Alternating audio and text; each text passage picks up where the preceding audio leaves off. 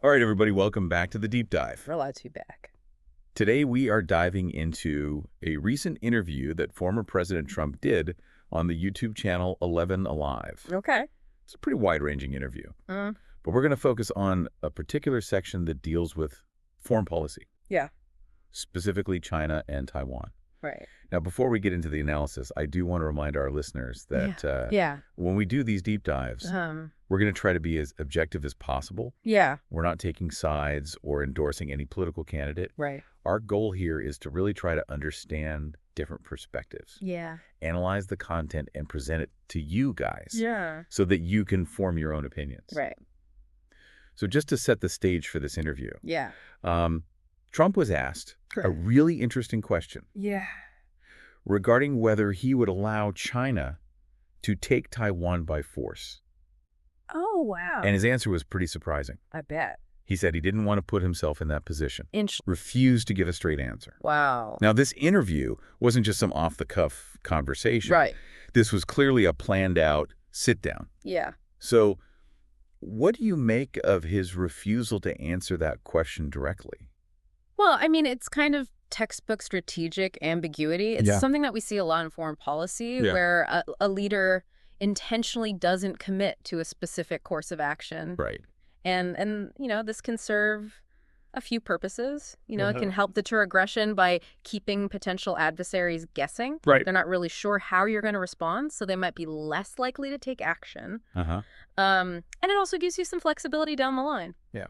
So, but it also raises some questions. I mean, like, is this a legitimate strategy? Yeah. Or is he just dodging a tough question? That's the million-dollar question. Yeah. Like, we don't know what's going on in his head. Exactly. And what do you think? I mean, it's hard to say for sure. But it's interesting because he's being very ambiguous about this very important issue. Right.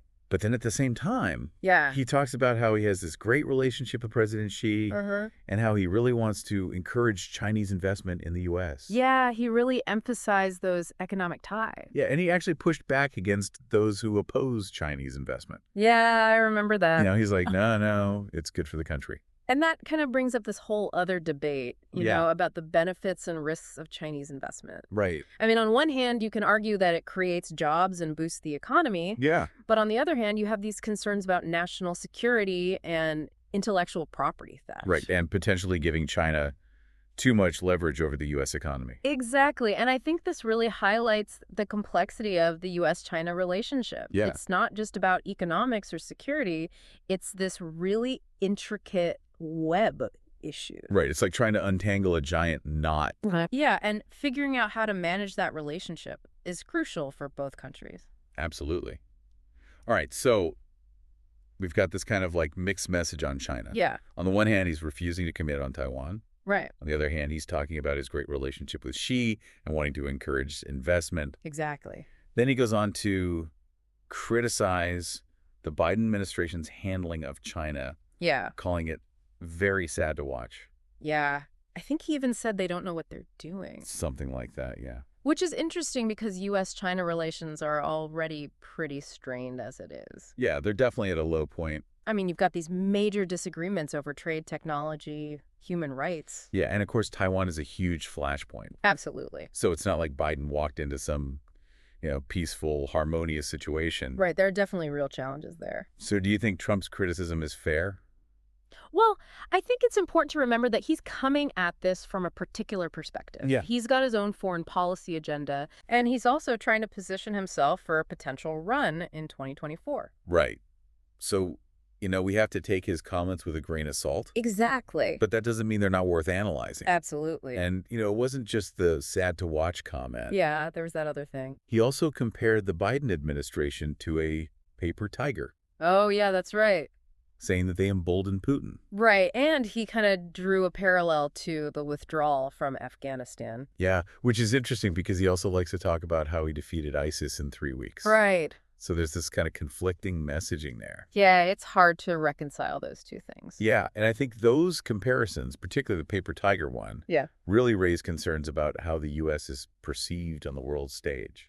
Right, because if our allies, our adversaries, start to think that we're weak or indecisive, Yeah, that could have serious consequences for international stability. absolutely. And it could also undermine America's ability to achieve its foreign policy goals. Right. Like if you're trying to deter aggression from China or Russia, you need to project strength and resolve. Exactly. Yeah. So, where does this leave us?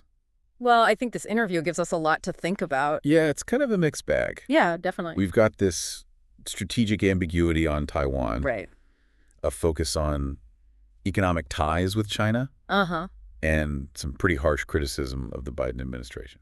Yeah, it's not exactly a clear blueprint for U.S. foreign policy. No, but I think it offers some potential insights into how Trump might approach things in a second term. Yeah, I think that's a good way to put it. So what's the final takeaway for our listeners?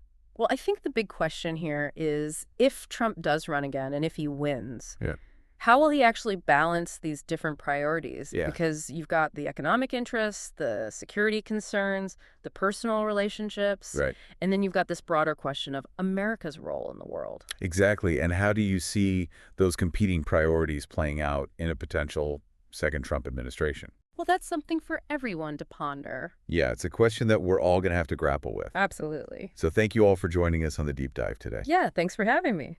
And we will see you next time. All right. Bye. Mr. President, you've been very clear in saying that as long as you're president, Iran will never get a nuclear weapon. That's true.